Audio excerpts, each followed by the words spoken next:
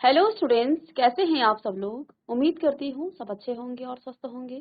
मैं Meena Rana ICT virtual class में आपका स्वागत करती हूँ। तो स्टूडेंट्स, हम पढ़ रहे हैं क्लास 6 की हिंदी, और यहाँ पर हिंदी व्याकरण हमने प्रीवियस लेक्चर में स्टार्ट किया था, जिसमें भाषा, लिपि और व्याकरण के बारे में हम पढ़ रहे थे। तो जैसा कि आप जानते हैं, भाषा के बारे में हमने प्रीवियस लेक्चर में जाना कि भाषा वह साधन है जिसके द्वारा हम अपने विचारों का आदान प्रदान करते हैं, यानी कि अपने विचारों को बोलकर या लिखकर प्रकट करते हैं, या दूसरे के विचारों को पढ़कर या उसको सुनकर क्या कर सकते हैं, उसको ग्रहण कर सकते हैं। तो उसी को भाषा कहा जाता है।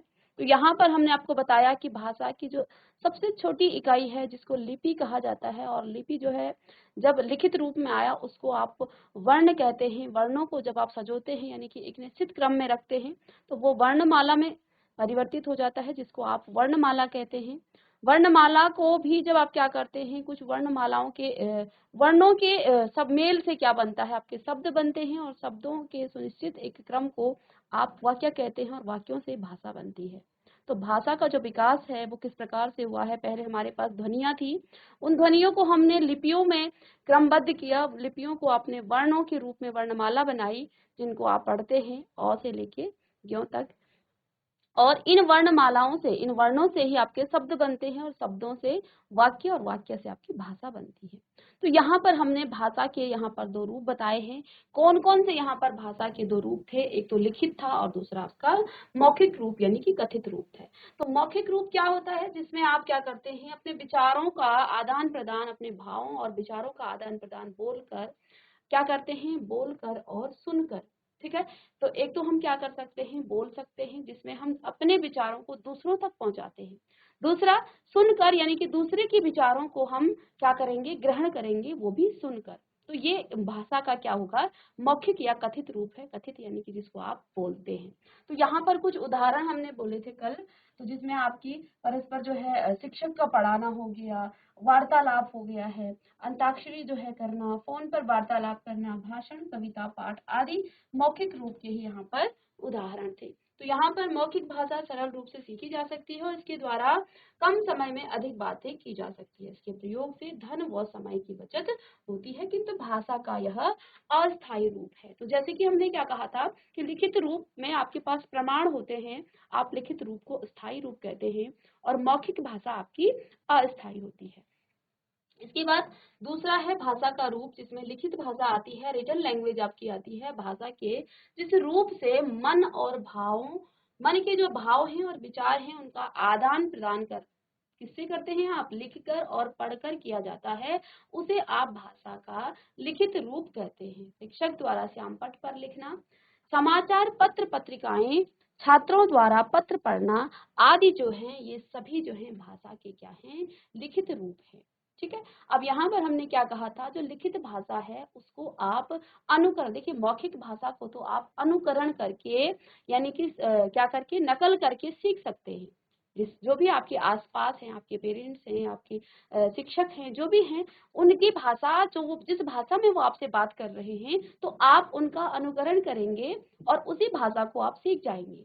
लेकिन भाषा का जो लिखित रूप है उसके लिए आपको कहीं ना कहीं थोड़ा सा प्रयत्न आपको करना पड़ता है। जैसे कि मैंने आपको बताया था कि जब बच्चा स्कूल में जाता है तो सबसे पहले उसको अ लिखना नहीं सिखाया जाता है, उसको पहले पेंसिल पकड़नी सिखाई जाती है, उसके बाद वो सीधी लाइन खींचती है, इस प्रकार से खड़ी लाइनें, और फिर कर्व बनाता है, और इस प्रकार से फिर धीरे धीरे करके वो अ बनाना सीखता है, और यही इसका क्या है, वो प्रयत्न करता है। यह भाषा का स्थायी रूप है, और लिखित रूप अधिक महत्वपूर्ण, भाषा का जो लिखित रूप है वो अधिक महत्वपूर्ण है, क्योंकि इसके द्वारा हम अपने विचारों को लाखों लोगों तक पहुंचा सकते हैं तथा लंबे समय तक इसको सुरक्षित भी रख सकते हैं। अब ऐसे ही सांकेतिक भाषा होती है, जो भाषा के रूप में नहीं था, लेकिन जो आपकी सिंबॉलिक लैंग्वेज है वो होती है सांकेतिक, संकेतों द्वारा और इशारों द्वारा भावों और विचारों को व्यक्त की प्रक्रिया को ही हम क्या कहते हैं, सांकेतिक भाषा। लेकिन संकेत के माध्यम से आप अपने हर प्रकार के जो विचार हैं उनको नहीं एक्सप्रेस कर सकते हैं, उनको आप नहीं व्यक्त कर सकते हैं। ठीक है। तो यहाँ पर देखिए, जैसे चौराहे पर यातायात नियंत्रित करना सिपाही, करता सिपाही, मूक बधिर व्यक्तियों का वार्तालाप, गार्ड द्वारा हरी झंडी हिलाकर गाड़ी चलाने का संकेत आदि जो सांकेतिक भाषा के उदाहरण हैं।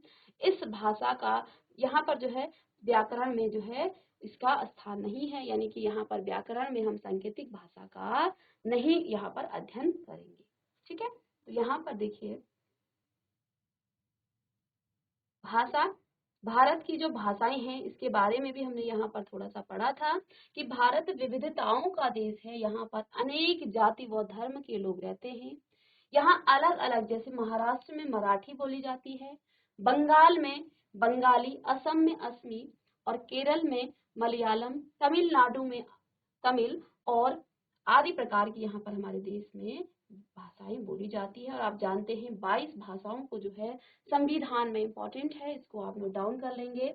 22 भाषाओं को संविधान में जो है आपका मान्यता प्राप्त की गई है और हिंदी को यहाँ पर क्या किया गया है, राष्ट्रभाषा और राजभाषा के रूप में घोषित किया गया था। तो यहाँ पर आप देखेंगे कि हिंदी को जो है राष्ट्रभाषा और राजभाषा के रूप में घोषित किया गया है। तो संविधान में जो 22 भाषाएं थी वो कौन कौन सी भाषाएं हैं, असमी, बंगाली, मलयालम, सिंधी, उर्दू, बोडो, कन्नड़, मणिपुरी, तमिल, उड़िया, गुजराती, नेपाली, कश्मीरी, तेलुगु, पंजाबी, कोंकणी, डोंगरी, संथाली, मराठी, संस्कृत और मैथिली और हिंदी। ये 22 भाषाएं हमारे संविधान में हैं, ठीक है ना, जिनको संविधान में जगह मिली है। तो इसके बाद देखिए मदर टंग यानी कि मातृभाषा क्या होती है। तो मातृभाषा का जो शाब्दिक अर्थ है वो है मातृ अर्थात माँ, भाषा अर्थात यानी कि वो भाषा जो आपकी माँ के द्वारा बोली जाती है, जो आपके परिवार द्वारा बोली जाती है, उसको ही क्या कहा जाता है, मातृभाषा। तो यहाँ पर क्या लिखा है कि मातृभाषा का जो शाब्दिक अर्थ है वो मातृ अर्थात माँ, भाषा अर्थात बोली जाने वाली भाषा। तो माँ द्वारा या परिवार द्वारा बोली जाने वाली भाषा ही जो है क्या कहलाती है, मातृभाषा। बच्चा जिस परिवार में पलता वो बड़ा होता है, उसी परिवार में बोली जाने वाली भाषा को हम सबसे पहले समझना और बोलना सीखते हैं, यही भाषा की मातृभाषा है। तो मातृभाषा क्या है, जिस भाषा को आपके परिवार में बोला जाता है, आपकी मदर जिस भाषा को बोलेगी वही आपकी मातृभाषा होगी। वो चाहे हिंदी हो सकती है, वो चाहे अंग्रेजी हो सकती है, चाहे तो वो कुछ भी हो सकती है। जहाँ पर आपकी जो लैंग्वेज है, आपकी मदर जिस लैंग्वेज को कह रही है वही आपकी मातृभाषा होगी। इसके बाद राष्ट्रभाषा की हम बात करते हैं। नेशनल लैंग्वेज ऐसी भाषा जो देश के अधिकतम लोगों द्वारा बोली व समझी जाती है। तो किसी भी देश की जो है राष्ट्रभाषा यानी नेशनल लैंग्वेज क्या होती है, जो उस देश के अधिकतर लोगों द्वारा बोली जाती है और समझी जाती है, वही वहाँ उस देश की क्या होती है, राष्ट्रभाषा होती है। तो वो उस देश की क्या कहलाती है, राष्ट्रभाषा। तो भारत में जो है हिंदी को राष्ट्रभाषा का स्थान मिला है, तो हमारी राष्ट्रभाषा क्या है, हिंदी है। इसके बाद जो है राष्ट्रभाषा के बाद आपकी जो है प्रादेशिक भाषा यानी कि स्टेट लैंग्वेज आती है, जिसमें जो है किसी प्रदेश में बोली जाने वाली भाषा प्रादेशिक जो है भाषा कहलाती है। जैसे यहाँ पर कुछ प्रदेश दिए हैं और उनकी भाषा भी यहाँ पर दी हुई है। तो प्रदेश है जैसे कश्मीर में कश्मीरी बोली जाती है, कर्नाटका में कन्नड़, केरल में मलयालम, पश्चिम बंगाल में बंगाली, आंध्र प्रदेश में तेलुगु, इसके बाद पंजाब में पंजाबी, ओडिशा में उड़िया, तमिलनाडु में तमिल, हरियाणा में हरियाणवी, उत्तर प्रदेश में हिंदी बोली जाती है, महाराष्ट्र में मराठी, गुजरात में गुजराती, मणिपुर में मणिपुरी, असम में असमिया और गोवा में कोंकणी और मराठी यहाँ पर बोली जाती है। तो इन भाषाओं को आप जरूर लिख लीजिए, ये इम्पोर्टेंट है, आगे आपको ये काम आएंगी। ठीक है, तो यहाँ पर हमने क्या कहा, हमारी मातृभाषा क्या होती है, हमारी राष्ट्रभाषा, मातृभाषा यानी जिसको आप मदर टंग भी बोलते हैं, राष्ट्रभाषा यानी कि नेशनल लैंग्वेज भी जिसको कहा जाता है। तो ये चीजें हमने यहाँ पर सीखी है और इसको हमने पढ़ा है। अब जो है इसके बाद आपका आता है, आप इसको नोट डाउन कर लीजिए, प्रादेशिक जो भाषा है इसको आप नोट डाउन कर लीजिए। सभी बच्चे अपनी कॉपी निकालेंगे और इसको लिख लेंगे। और इससे पहले हमने आपको जो आपके संविधान में 22 भाषाएं थी उनको भी यहाँ पर बताया है कि कौन कौन सी वो 22 भाषाएं हैं, इनको भी आप लिख लीजिए और कल की क्लास में आपको पूछा जाएगा।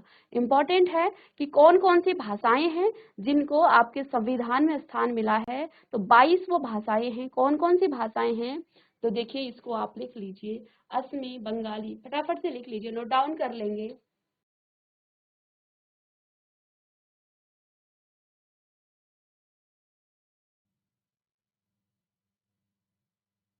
देखिए, हम एग्जाम के लिए हर चीजें पढ़ते हैं, लेकिन इम्पोर्टेंट चीजें हमें नहीं पता होती हैं।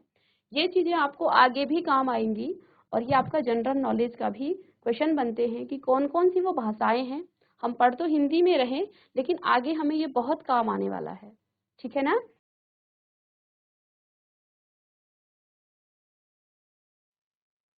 तो यहाँ पर हमने क्या कहा कि संविधान में, जल्दी से आप लिख लेंगे इसको, संविधान में हमारी 22 भाषाएं हैं, जिनमें असमी, बंगाली, मलयालम, सिंधी, उर्दू, बोडो, कन्नड़, मणिपुरी, तमिल, उड़िया, गुजराती, नेपाली, कश्मीरी, तेलुगु, उसके बाद पंजाबी, कोंकणी, डोगरी, संथाली, मराठी, संस्कृत, मैथिली और हिंदी। ये 22 भाषाएं हैं जो हमारे संविधान में जिनको स्थान मिला है।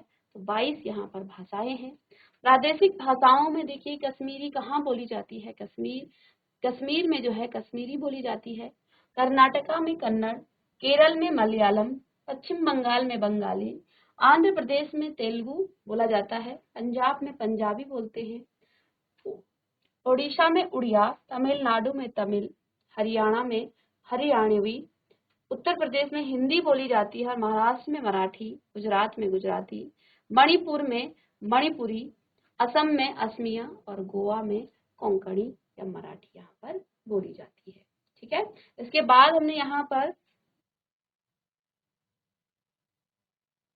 चलिए, तो आगे यहाँ पर हमने राजभाषा के बारे में पढ़ेंगे कि जो ऑफिशियल लैंग्वेज है वो क्या है। सरकारी भाषा इसको कहा जाता है। इससे तात्पर्य यह है कि सभी सरकारी कामकाज इसी भाषा में किए जाए। ठीक है, जाएं। भारतीय संविधान के अनुच्छेद 343 के अनुसार 14 सितंबर 1949 को हिंदी को भारत संघ की राजभाषा के रूप में यहाँ पर मान्यता प्राप्त हुई थी। इसीलिए जो है हर वर्ष 14 सितंबर को पूरे देश में हिंदी दिवस के रूप में मनाया जाता है। तो यहाँ पर आप हिंदी दिवस क्यों मनाते हैं? क्योंकि उस दिन हमारी जो हिंदी भाषा है उसको क्या मिला था? राजभाषा का क्या मिला था? दर्जा यहाँ पर मिला था। ठीक है? के अलावा अंतर्राष्ट्रीय भाषा जो विश्व के अधिकांश राष्ट्रों द्वारा बोली जाती है, जैसे हमने प्रादेशिक भाषा स्टेट लैंग्वेज की बात की थी, तो अंतर्राष्ट्रीय, तो स्टेट लेवल पर जो भाषा बोली जाती है अधिकतर उसको प्रादेशिक भाषा कहा जाएगा। और अंतर्राष्ट्रीय भाषा क्या हो जाएगी? यानी कि इंटरनेशनल लैंग्वेज क्या हो जाएगी? जो भाषा विश्व के अधिकांश राष्ट्रों द्वारा बोली जाती है वो अंतर्राष्ट्रीय भाषा कहलाती है। जैसे कि आप जानते हैं अंग्रेजी सभी देशों में लगभग बोली जाती है, तो इसको जो है अंतर्राष्ट्रीय भाषा का दर्जा मिला है। इसके बाद हमने मानक भाषा के बारे में पढ़ा था, और आज हम यहाँ पर एक नई चीजें पढ़ेंगे। बोली क्या होती है? किसी प्रांत के सीमित क्षेत्र में बोली जाने वाली भाषा का जो सामान्य रूप होता है उसे बोली कहते हैं। बोली भाषा का स्थानीय या क्षेत्रीय रूप होता है। सरकारी कामकाज में इसका प्रयोग बिल्कुल नहीं होता है। भारत में अवधी, बिहारी, भोजपुरी, मैथिली, गढ़वाली, ब्रजभाषा आदि अनेक प्रकार की यहाँ पर क्या है? बोलियां हैं। यानी कि बोली क्या हो जाएगी? भाषा के क्षेत्रीय रूप को आप क्या कहते हैं? बोली कहते हैं। अब हम लिपि की बात करते हैं, स्क्रिप्ट की बात करते हैं। लिपि क्या होता है? जब हम मुख से कुछ बोलते हैं तो बोलते समय मुख से अनेकों ध्वनियां आपकी निकलती हैं। तो जैसे कि हमने कहा था, लिपि जो है ही ध्वनियों का रूप है। ठीक है ना? तो जैसे पहले हम बोलते थे तो वहां हम ध्वनियां निकालते थे। ठीक है? उन्हीं ध्वनियों को जो है हमने फिर बाद में वर्णों के रूप में, अक्षरों के रूप में हमने इसको सजोया और उसको हमने वर्णमाला के रूप फिर बाद में दिया। तो यहाँ पर क्या कहा है कि जब आप कुछ बोलते हैं तो बोलते समय जो है हमारे मुख से अनेकों ध्वनियां निकलती हैं। प्रत्येक ध्वनि के लिए एक अलग चिन्ह निश्चित किया गया है। हर ध्वनि के लिए जो है एक अलग प्रकार का चिन्ह जो है निश्चित किया गया है। ये चिन्ह जो है वर्ण या अक्षर कहलाते हैं। इन्हीं चिन्हों को, यानी कि हमारे मुंह से जो ध्वनि निकलती है उनके लिए हमने एक निश्चित जो है क्या कर दिया है? चिन्ह निश्चित कर दिया है। ठीक है? जैसे हम बोलते हैं अ, तो अ के लिए हमने इस प्रकार से चिन्ह हमने निर्धारित किया है अ, ठीक है। तो ये हमारा क्या है, ध्वनियों से निकला हुआ एक लिपि है, एक चिन्ह है, ठीक है। तो इसे ही आप क्या कहते हैं, वर्ण या अक्षर ये कहलाते हैं। इन्हीं वर्णों या अक्षरों का प्रयोग जब लिखित भाषा में किया जाता है तो उसे क्या कहते हैं, लिपि कहते हैं। अतएव किसी भाषा का की जो उच्चारित ध्वनियों को लिखने की विधि को क्या कहते हैं, हम लिपि कहते हैं। तो आप परिभाषा कितना यहाँ से लेके यहाँ तक लिखेंगे, समझना हमें ये चीजें हैं। तो भाषा, किसी भाषा की उच्चारित ध्वनियों को लिखने की जो विधि होती है उसको हम क्या कहते हैं, लिपि कहते हैं। तो भाषा की जो सबसे छोटी इकाई है वो है आपकी लिपि, ठीक है। अब देखिए, सभी भाषाओं की लिपियां एक सी नहीं होती हैं, प्रत्येक भाषा की अपनी एक लिपि होती है। ऐसा नहीं है कि अंग्रेजी की भी वही लिपि है और हिंदी की भी वही लिपि है, अपनी अपनी लिपियां होती हैं। जैसे यहाँ पर हिंदी भाषा की, इसको भी आप लिखेंगे, हिंदी भाषा की जो लिपि है वो आपकी देवनागरी है। फ्रेंच जो भाषा है वो रोमन उसकी लिपि है, उर्दू भाषा की फारसी, संस्कृत की भी आपकी देवनागरी है, जर्मन की रोमन है, बंगाली की बांग्ला, अंग्रेजी की भी रोमन है, पंजाबी जो है उसकी गुरुमुखी और मराठी की देवनागरी। तो यहाँ पर हमारी जो हिंदी भाषा की लिपि है, इंपॉर्टेंट ये है, वो क्या है, वो देवनागरी है। साथ ही साथ क्योंकि हमारी जो संस्कृत भाषा है इसको भी हम प्रयोग करते हैं, हमारी पुरानी जो भाषा है वो संस्कृत है और ये इसकी भी जो लिपि है वो देवनागरी है। तो यहाँ पर लिपियों की यहाँ पर कुछ बात की गई है, तो ये है आपकी लिपि। तो देवनागरी लिपि का जो है विकास ब्राह्मी लिपि से हुआ है। इसको हम यहाँ पर कुछ इंपॉर्टेंट चीजें दी गई हैं कि जो देवनागरी लिपि है उसका विकास किससे हुआ है, ब्राह्मी लिपि से हुआ है। यह बाएं से दाएं ओर लिखा जाता है। देखिए, जब भी आप स्टार्ट करते हैं कॉपी में तो यहाँ से लिखते हैं इधर को, ऐसा नहीं इधर से, इसको हम बाएं से दाएं की ओर लिखी जाती है। ऐसे ही जो फारसी लिपि है उसे दाएं उसे बाएं की तरफ, जो फारसी लिपि है वो पीछे से लिखेंगे यहाँ से और इस तरफ लिखेंगे। लिपि के कारण ही जो है ज्ञान विज्ञान के कोष को आने वाली पीढ़ी के लिए सुरक्षित रखा जा सकता है, ठीक है ना। तो लिपि के द्वारा ही, भाषा के द्वारा ही हम क्या करते हैं, आगे की जो हमारे पास अभी ज्ञान है और विज्ञान है उसको हम आगे की पीढ़ियों तक सुरक्षित रख सकते हैं, ताकि हमारे आगे की जो पीढ़ियां हैं वो हमारे जितना भी हमने अभी तक अर्जित किया है वो सब उसको आगे और लेके जाए, ठीक है। तो ये है लिपि और इन लिपियों को भी आप लिख लीजिएगा। अब देखिए, लिपि हो गया है। अब देखिए, यहाँ पर बेसिकली हम ग्रामर पढ़ रहे थे और हम हिंदी क्यों पढ़ रहे हैं। जब हम हिंदी में वाक्य लिखते हैं तो उन वाक्यों में कभी कभी अशुद्धियां आ जाती हैं, ठीक है। तो उन अशुद्धियों को शुद्ध करने के लिए कुछ नियम बनाए गए, उन्हें ही व्याकरण कहा जाता है हिंदी में, ठीक है। इसलिए जो है हिंदी व्याकरण जो है यहाँ पर फिर हमने उसका प्रयोग किया। तो देखिए, वह शास्त्र जिसके द्वारा हमें किसी भाषा को, वह शास्त्र जिसके द्वारा हमें किसी भाषा को शुद्ध बोलने लिखने व पढ़ने के नियमों का ज्ञान होता है तो व्याकरण कहलाता है। हम क्या बोलते हैं, मैं जैसे बोल रही हूं कि मैं पढ़ा रहा हूं, मैंने कहा मैं पढ़ा रहा हूं, ठीक है। आप कहेंगे मैम आप तो स्त्रीलिंग है, लेकिन ये स्त्रीलिंग का पता हमें कहाँ से चला, इसका पता हमें व्याकरण से चला, ठीक है ना। तो इन्हीं अशुद्धियों को शुद्ध करने के लिए हम क्या करते हैं, हम व्याकरण का यूज यहाँ पर कर रहे हैं, ठीक है। तो यहाँ पर व्याकरण का जो प्रयोग है वो क्यों होता है, वो शास्त्र जिसके द्वारा हमें किसी भाषा को शुद्ध बोलने व लिखने और पढ़ने के नियमों का ज्ञान होता है उसे ही हम क्या कहते हैं, व्याकरण कहते हैं। अब व्याकरण के जो है कुछ विभाग हैं, क्या क्या वो विभाग हैं उनको हम देख लेंगे और व्याकरण में क्या क्या हम अब यहाँ पढ़ने वाले हैं वो भी हम यहाँ पर देखेंगे। तो देखिए, व्याकरण के कुछ विभाग हैं, डिवीजन ऑफ ग्रामर। तो भाषा की सबसे छोटी इकाई वर्ण अथवा अक्षर होती है, ये आप जानते हैं, अभी अभी हमने पढ़ा, ठीक है। वर्णों के सहयोग से शब्द और इन्हीं शब्दों के सहयोग से आपके वाक्य बनते हैं, ये भी हमने आपको कई बार बता दिया है। इसी आधार पर व्याकरण के 3 विभाग अथवा अंग माने गए हैं, जैसे कि वर्ण विचार। तो वर्ण विचार, वर्ण के बारे में आप पढ़ेंगे, व्याकरण वर्णों को आप कैसे शुद्ध करते हैं और वर्णों के क्या क्या यहाँ पर इसके अंदर आते हैं ठीक है, इनको कहाँ कहाँ आपने वर्गीकृत किया है और उनके मेल से शब्द बनता है। तो वर्ण आपका विचार हो जाएगा सबसे पहले, क्योंकि सबसे छोटी इकाई तो वर्ण है। इसके बाद हम शब्द विचार, शब्दों के बारे में जानेंगे कि शब्द क्या क्या हो सकते हैं। फिर हम वाक्यों के बारे में जानेंगे और वाक्य क्या क्या हो सकते हैं। तो व्याकरण के भी 3 यहाँ पर अंग हैं, कौन कौन से? वर्ण विचार, शब्द विचार और वाक्य विचार। क्योंकि वर्णों से मिलकर अक्षर बनते हैं और अक्षर से मिलकर आपका वाक्य बनता है, तो हमें वर्णों को भी सही करना है, हमें शब्दों को भी ठीक करना है और फिर वाक्यों को भी ठीक करना है, तभी हम पूरे व्याकरण को अच्छे से समझ सकते हैं। तो यहाँ पर आपने देख लिया हम व्याकरण में क्या क्या पढ़ने वाले हैं और व्याकरण क्यों आया।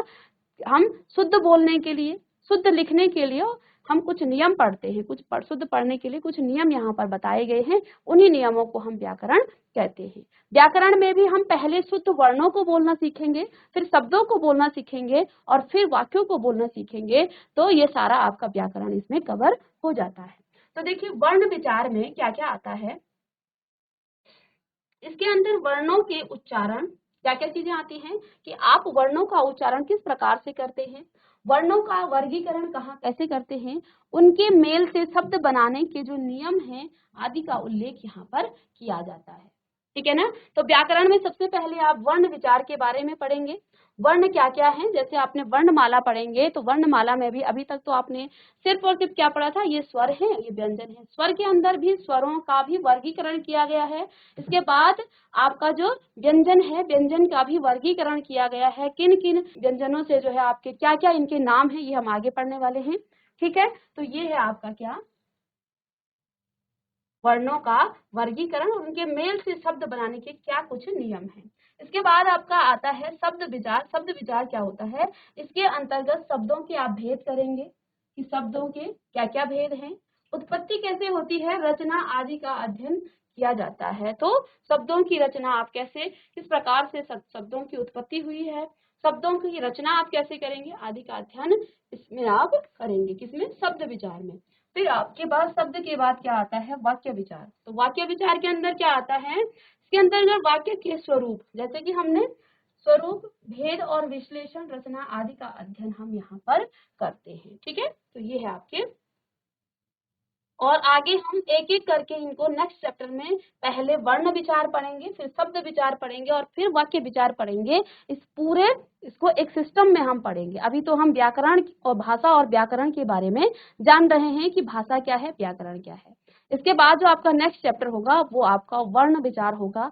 वर्णों को पढ़ने के बाद फिर हम शब्द विचार पढ़ेंगे और फिर हम यहाँ पर वाक्य को भी पढ़ेंगे कि वाक्य विचार क्या क्या इसके अंदर, कैसे इनको वर्गीकृत किया जाता है, क्या क्या इनके भेद हैं, विश्लेषण कैसे किया जाता है और रचना कैसे की जाती है। फिर देखिए यहाँ पर साहित्य, जो देखिए आपने पढ़ा होगा हिंदी और इंग्लिश में, आपने इंग्लिश लिटरेचर और इंग्लिश ग्रामर पढ़ा है, ऐसे ही यहाँ पर हिंदी साहित्य होता है और हिंदी व्याकरण होता है। तो देखिए व्याकरण के बारे में हमने देख लिया कि व्याकरण में क्या क्या चीजें आती हैं। साथ ही साथ हम यहाँ पर थोड़ा सा ये भी पढ़ लेते हैं कि जो लिटरेचर है वो क्या है, हिंदी साहित्य क्या है। तो देखिए प्रत्येक भाषा के ज्ञाता, विद्वानों और शिक्षाविदों द्वारा जो ज्ञान लिपिबद्ध कर सुरक्षित रखा जाता है वह साहित्य कहलाता है। साहित्य के अध्ययन से मानव जाति का बौद्धिक और मानसिक विकास होता है। इसके अंतर्गत सभी रचनाएं अनुभव एवं चिंतन पर आधारित होती हैं। अतएव किसी भाषा के संचित ज्ञान कोश को ही आप क्या कहते हैं, साहित्य कहते हैं। और साहित्य में भी आपके पास इसके भी यहाँ पर क्या है, प्रकार हैं। साहित्य के प्रकार क्या है, टाइप ऑफ लिटरेचर। 2 प्रकार के साहित्य होते हैं, एक गद्य होता है जो कि आप इसमें पढ़ते हैं, अपनी बसंत पाठ्य पुस्तिका में आप पढ़ते हैं, जिसमें आपका गद्य खंड होता है और एक पद्य खंड होता है। तो गद्य साहित्य क्या होता है और पद्य साहित्य, 2 यहाँ पर चीजें होती हैं। तो देखिए गद्य क्या होता है, यानी कि जिसमें छंद, ताल, लय और तुकबंदी से मुक्त तथा विचारपूर्ण एवं वाक्यबद्ध रचना को क्या किया जाता है, क्या कहा जाता है, गद्य कहा जाता है। मुक्त यानी कि ये चीजें यहाँ पर नहीं होती हैं, किसमें, गद्य में। छंद नहीं होते हैं, ताल, लय, इन तुकबंदियों से वो जो है मुक्त होता है। ठीक है, सामान्यतः दैनिक जीवन में प्रयोग होने वाली बोलचाल की भाषा में गद्य का ही प्रयोग किया जाता है।